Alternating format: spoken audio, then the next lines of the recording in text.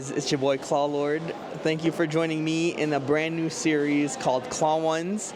You may have seen hot ones or even cold ones, but in this series what we're going to be doing is playing some claw machines while we talk to guests. You may have seen my previous videos or hopefully my future videos. I thought, what better way to let you get to know myself and people that are in my videos, my friends, my family, than to sort of have this mini series where we could sort of delve into interesting facts about us, sort of help build character. Because what I find is that you may watch some of the adventures that we go on, but then you're just like who are these people? Why do I care? What do I know about them? You know, and I thought hopefully this series will be helpful towards that out there, so you guys know us. So next time you watch one of my videos or see any of my older videos, then you could just be like, oh hey, that's Lord, you know, he likes this, or I know that this happened to him. Or definitely throughout the series going to be touching on multiple things that my guests are interested in, or, you know, hopefully if you guys have some suggestions in the comments. So with that said, I'd like to introduce my first guest in this Claw One series, ClawLord.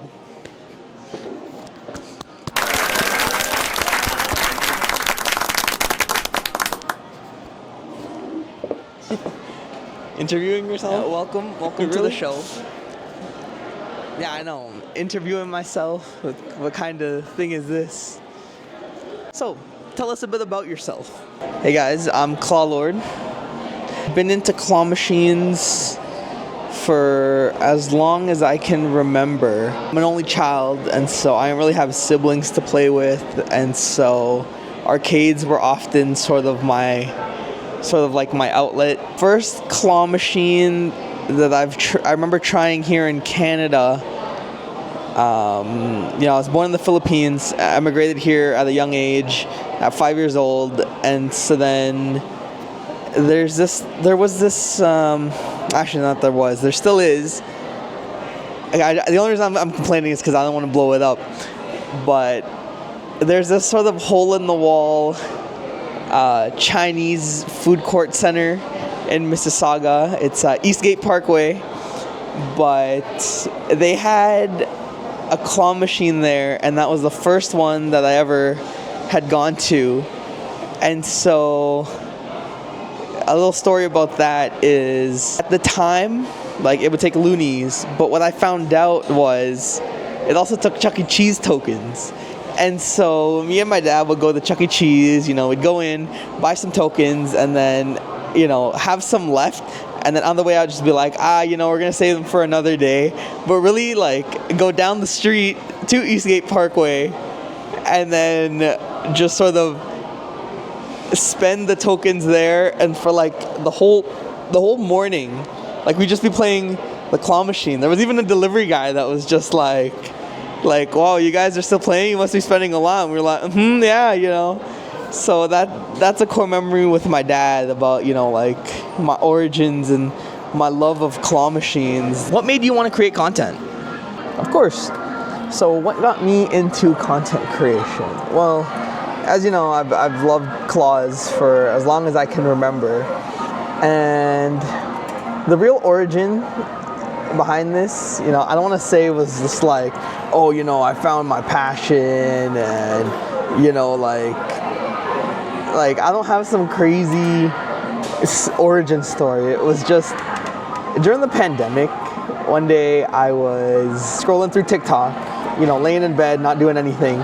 And then there was literally one TikTok, and it was just somebody boarding the bus and tapping their Presto. And that, for me, that was a wake-up call. That was just like, yo, I gotta start doing something with my life, you know? Like, I'm watching other people board the bus and tap their Presto, and it's just like, yo, oh, double. And so then there's that, and, you know, I kind of went into it with the mentality of, like, even if, like, only one person watches my videos, then it's just like, as long as, you know, they take something away from it, like whether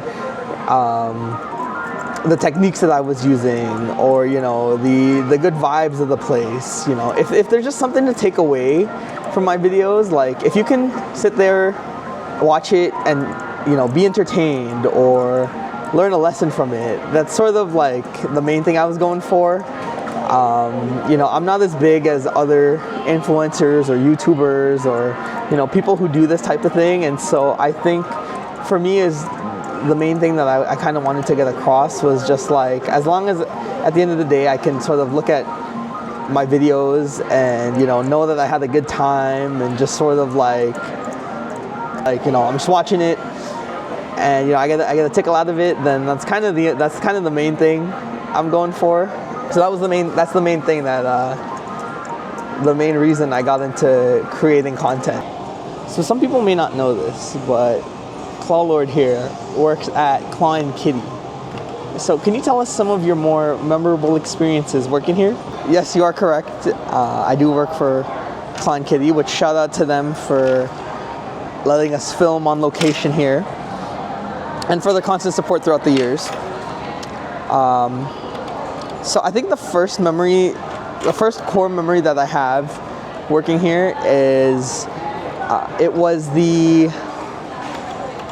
August 2023, and so what had happened was my cousins from California were visiting, and so, you know, I was only working here like a couple, oh wow, a triple, oh no, anyways, I was working here maybe like a couple weeks in, and so I figured, oh, you know, let me show them the place that I work, because, you know, it's so cool to work here, right? But anyways, so then I took them here, and, you know, it was kind of busy, kind of packed, and then my boss, Simon, you know, you must know him, he comes up to me and he says, hey, yo, there's this little girl here that watches your YouTube videos. And I'm like, oh my God, like, it felt so cool to sort of like see firsthand that someone was watching these videos. And so I'm like, oh my God, that's so cool. And so then, you know, as we were leaving, he comes up to me and says, hey, she's asking if she could take a picture with you, by the way. And I was like, yo, what? Like, and I got to look so cool in front of my cousins, where it was just like, yo, people are asking to take a picture with this guy. You know, like, it felt so validated. It's not even funny. So I guess that's like the first core memory. You know, some of you may know that super fan Ella. I post about her every now and then, but shout outs to Ella. And brother Adam, you know, makes this whole thing feel very validated. And so then the second core memory that I would say is early on, even before I started working here, I would often try and collect a lot of the frogs, which you could see in some of the previous videos. It's just like, yo, how many frogs did we get, right? All the clickbait titles. And so then, you know, like I was feeling pretty nice. I'm like, yo, we got all these frogs, lay them out here. You can see the video for yourself. But then when I started working here, like, there were people who were like just as dedicated, if not more, to like collecting the frogs. And I just felt so like, it was such an eye-opening experience where it's like, no, you're not special. Like, you know, there are other people, you know what I mean? Like, not to sort of like be depressing, but it's just like, it's like, yo, like, other people are doing this too, and they're doing it even greater. Like, there's this one guy, I haven't seen him in a while, but I think his name, you know, I don't even know if he wants to be mentioned, but let's just call him C, right? He actually cleared out the whole machine, like, from the top to the bottom. Like, it was empty, absolutely empty. And I'm like, the whole time I was thinking, I'm like, man, I made a video being like, whoa, how many frogs did we collect? Like, you know, it was only like, what, maybe 50? But then it's just like, this guy just clears out the whole machine, and I'm just like, yeah, okay, like, I do not have, I'm not saying I have what it takes, I'm not saying I don't have what it takes, but it was just sort of like, what? So, you know, those were two big, like, memorable experiences for me, you know, aside from like all the time that I'm working, just because you guys know how much I love claw machines. So working here is just like, it's a dream in and of itself. Every day is a memory. So what goes into editing these videos? Okay, so essentially, first thing I like to do is have an idea of what I'm gonna do in the video, or a location that I'm gonna go to, and then hopefully the vibe comes during the video. And once I get an idea or have a location, then trying to find the right people to go with, or if need be, sort of have a solo trip. And then as we go on, record some content, meet some people, all that good stuff. And then, what's it called? Now, as all the filming is done, then we get into post-production. What do I use? I actually use CapCut. At the beginning of the year, there was 2 things I invested in. It was 1, a gym membership, and 2, CapCut Pro, which was like, I want to say, it was actually 50% off at the time. And so then once you get done filming, when you get to editing, you want to make sure all your music isn't copyrighted, because then that's sort of something that takes away from the whole experience, because then you got to go through the YouTube strike thing, and then it's just like afterwards. Yeah, once you get through the YouTube strike thing, then you got to like re-edit the whole video to just not have that whole song or sound. Ooh, question is, where do we go from here?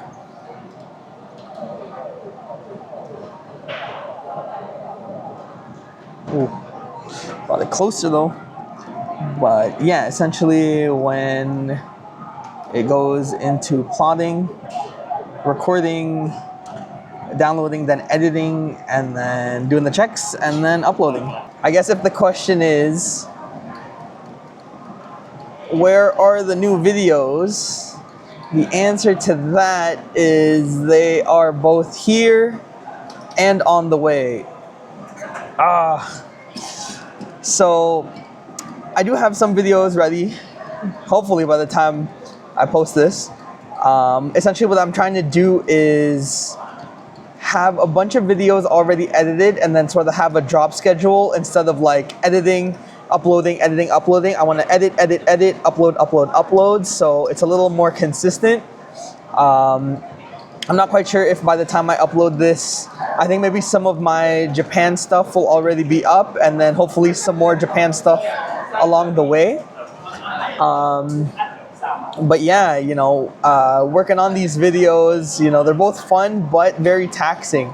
I think one of the layers to this answer is it's just like, working on videos takes away from other things too. Like earlier I had mentioned going to the gym.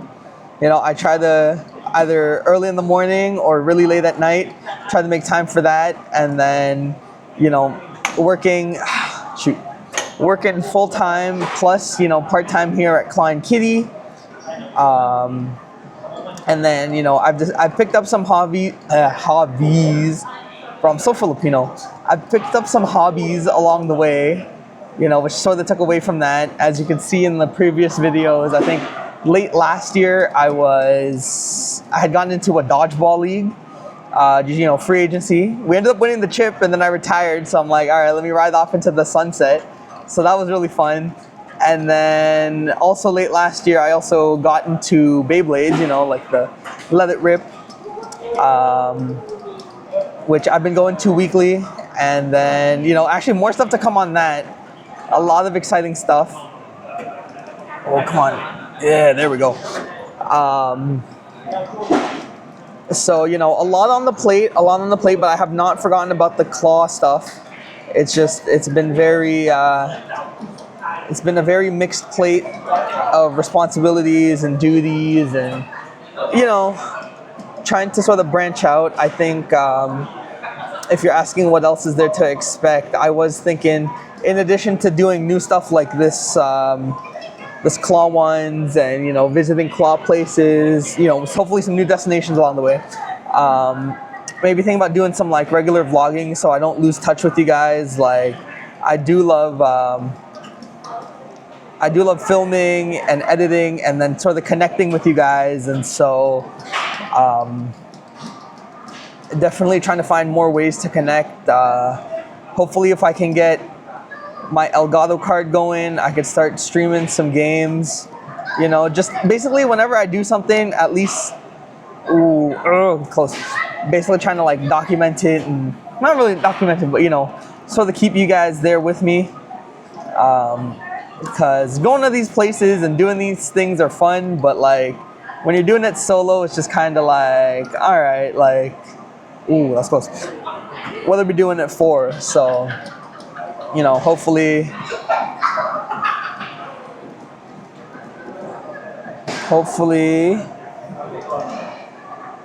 we get more done along the way.